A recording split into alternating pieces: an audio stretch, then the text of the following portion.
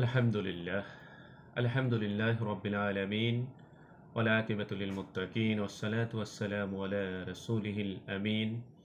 আমরা আজকে লজ্জা সংক্রান্ত বিষয়ে একটু আলোচনা করব। বর্তমান সময়ে রাস্তাঘাটে উঠতি বয়সের কিছু ছেলেকে দেখা যায়, তাদের মাথার চুল উস্কো খুস্কো, জিন্সের প্যান্ট, কোমরের নিচে পরা, উঁচু নিচু, আবার তাদের লজ্জাস্থানের কিছু অংশও দেখা যায়। সতর পরিপূর্ণভাবে তারা ঢাকে না। কিছু মেয়েরা আছে যারা বিভিন্ন ধরনের ছোটোখাটো পোশাক পরিধান করে রাস্তাঘাটে চলাচল করে, যা অত্যন্ত দৃষ্টিকটু। এসবের মূল কারণ হচ্ছে লজ্জাহীনতা। মানুষের মধ্যে লজ্জা না থাকে, তখন সে যা ইচ্ছা তাই করতে পারে। লজ্জা মানুষকে খারাপ মন্দ কাজ থেকে বিরত রাখে, ভালো কাজে উদ্বুদ্ধ করে। লজ্জা আত্মার একটি ভালো গুণ এবং যাবতীয় অন্য চরিত্রের মূল। ইমানের সৌন্দর্য, ইসলামের নিদর্শন। আল্লাহ রাসূল করিম সাল্লাল্লাহু আলাইহি সাল্লাম হাদিসের মধ্যে ইরশাদ করেছেন, ইন্না লিকুল্লি দীনিন খুলকান ওয়া খুলুকুল ইসলামি আল হায়া। প্রতিটি দিনের জন্য উত্তম চরিত্র রয়েছে, আর ইসলামের উত্তম চরিত্র হলো লজ্জা। যার মধ্যে লজ্জা আছে তার চরিত্র সঠিক, যার মধ্যে লজ্জা নেই তার চরিত্র ঠিক নেই। হজরত ইবনে মুনাইব রহমতুল্লাহ আলাই বলেন, ইমান বস্ত্রহীন, ইমানের পোশাক তাকওয়া, আর ইমানের সৌন্দর্য হচ্ছে লজ্জা। অন্য একটি হাদিসে বর্ণিত হয়েছে, যে ব্যক্তি ইমানকে লজ্জার পোশাক পরিধান করাবে, লোকেরা তার দোষ দেখতে পাবে না। লজ্জা গুরুত্বপূর্ণ ও মর্যাদাপূর্ণ হওয়ার বিষয়টি বিবেচনা রেখে ইসলামের লজ্জার প্রতি মানুষকে উদ্বুদ্ধ করে এবং উৎসাহ প্রদান করে। এমনকি লজ্জাকে ইমানের অংশ বলা হয়েছে।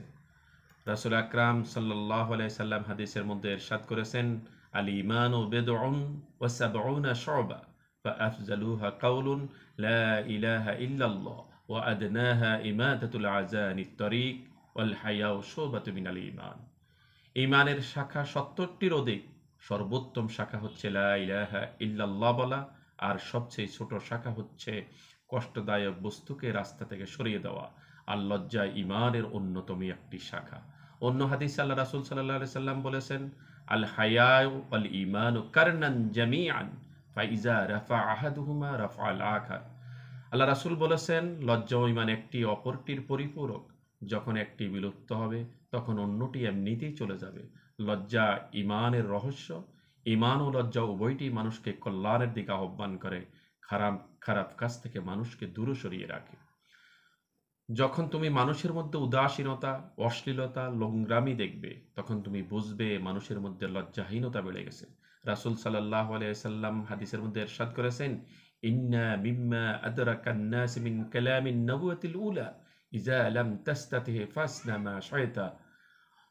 পূর্বের যুগের নবীদের অবশিষ্ট কথা পরবর্তী নবীদের উম্মতরা পেয়েছে, আর তা হলো, তুমি লজ্জা করবে না, তুমি যা চাও তুমি তাই করো। সুতরাং লজ্জা হচ্ছে ঈমানের ভূষণ। লজ্জা হতে মানবতার একটি উৎকৃষ্ট গুণ।